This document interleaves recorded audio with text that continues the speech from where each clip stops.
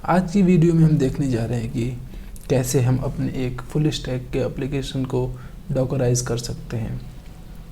तो बेसिकली हमारे पास है एक फुल स्टैक का एप्लीकेशन, जिसके अंदर हमारे पास एक फ्रंट एंड है, एक बैक एंड है और एक माइक्रो सर्विस है।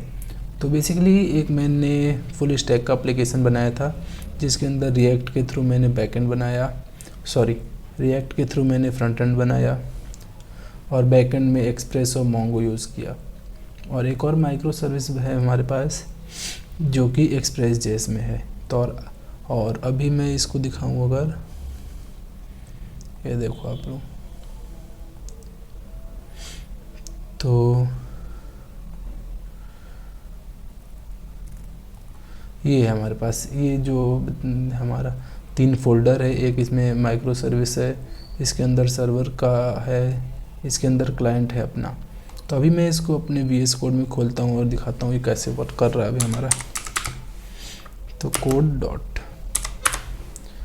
तो अभी हम देखते हैं कैसे हमारा वर्क करेगा। तो ये है बेसिकली हमारा, जिसके अंदर क्लाइंट का ये कोड है, ये सर्वर का कोड है और ये जो हमारा माइक्रो सर्विस है।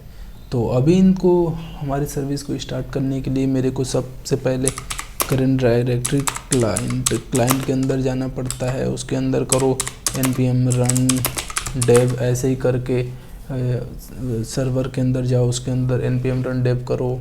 उसके बाद अपना ये माइक्रो सर्विस के अंदर जाओ, उसके अंदर npm run स्टार्ट करो। और ये बहुत टाइम टेकिंग है और ये इंडस्ट्री के हिसाब से अपना स्टैंडर्ड भी नहीं है।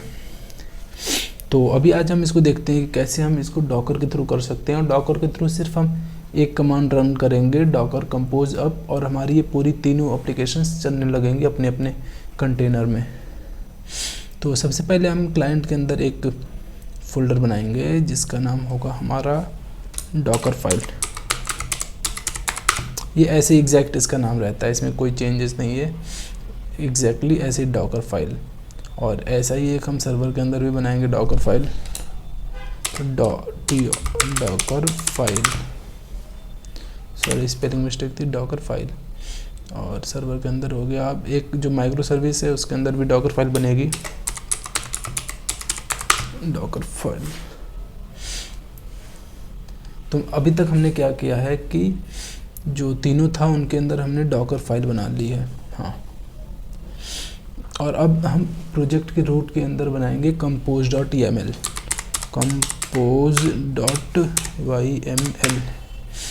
तो अब हमने सबसे पहले क्लाइंट के अंदर अपना वो बना लिया है फाइल, डॉकर फाइल।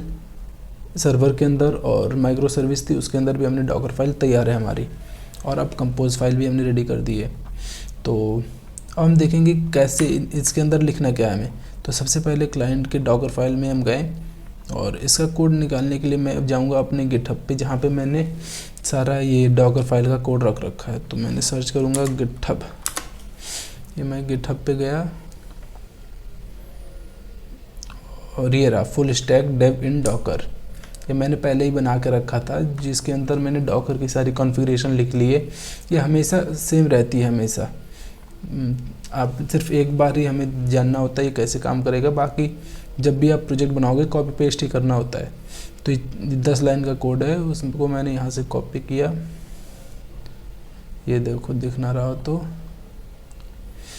ये 10 लाइन का हमारा जो ये कोड है ना, इसी को मैंने किया है कॉपी। इसको अभी मैं बंद करूँगा और ये जो हमारा क्लाइंट है ना उसके अंदर इसको जाके पेस्ट कर देंगे।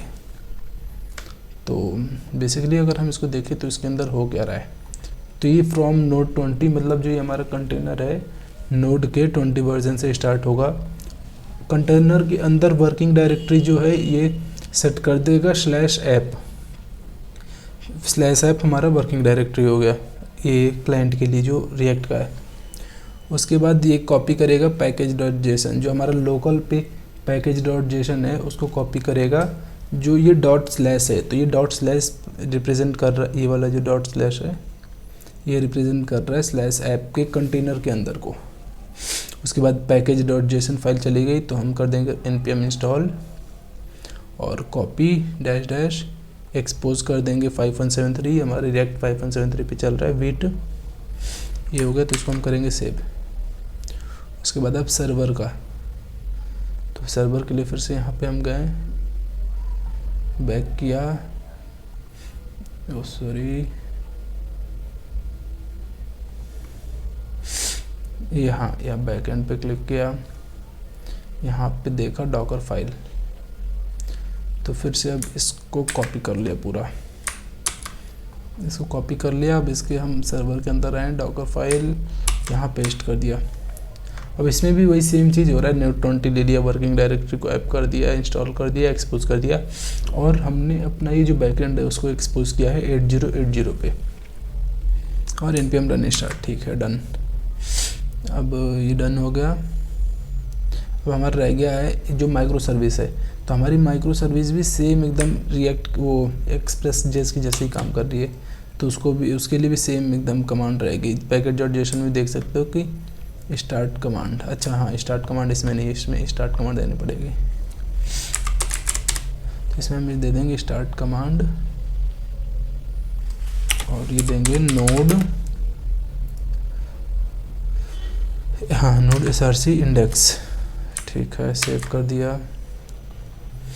तो अभी तक क्या है, हमारे तीनों डॉकर फाइल बन चुकी हैं। तो डॉकर फाइल से जब अब हमें सिर्फ बनाना है कंपोज की फाइल, और डॉकर फाइल से बेसिकली क्या होगा कि इमेज क्रिएट होगी हमारे इनकी सर्वर्स की। तो अब हम कंपोज फाइल का कोड, हमारे सेम सा एक हमने कोड लिख रखा है, वही मैं अभी ले आता हूँ, दिखाता हूँ आपको।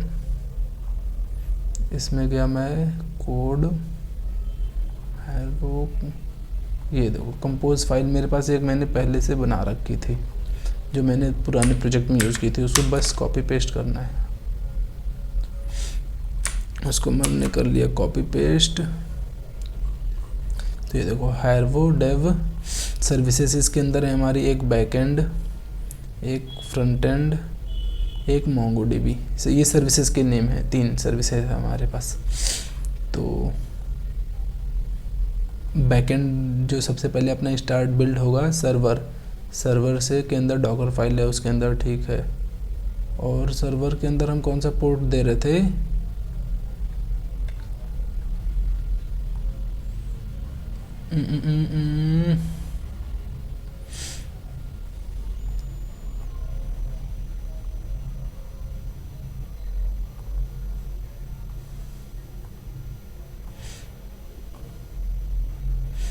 तो ये जो है ना, हाँ कंपोज फाइल, ये पोर्ट अभी हम मैच करेंगे। तो ये बैकएंड है हमारा, और बैकएंड को एक और हमें कॉपी करना पड़ेगा, क्योंकि हमारी माइक्रो सर्विस बैकएंड के जैसे ही है। उसको हम करने के लिए यहाँ से पूरा ऐसे कॉपी किया, ये बैकएंड वाला, और यहाँ पे एक नीचे इस एकदम स्टार्ट में आके एक और नीचे कर दिया हमने, इसको यहाँ पेस्ट किया, और इसका हम नाम देंगे बैकएंड नहीं, इसका नाम होगा HTT बैकएंड।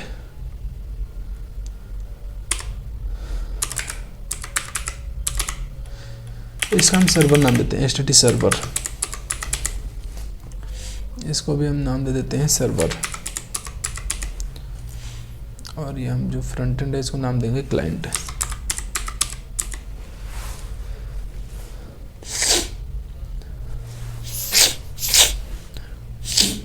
तो इसमें 2-3 चीज़ों का हमें बस ध्यान रखना है कि जैसे सर्वर वाली सेटिंग है, तो अपनी ये डॉकर फाइल अपनी यहाँ पे है जो सर्वर के अंदर है, और पोर्ट देख लेना है, तो पोर्ट हमने उसमें 8080 यूज़ की थी, तो यहाँ पे हमें वही पोर्ट यूज़ करनी पड़ेगी 8080।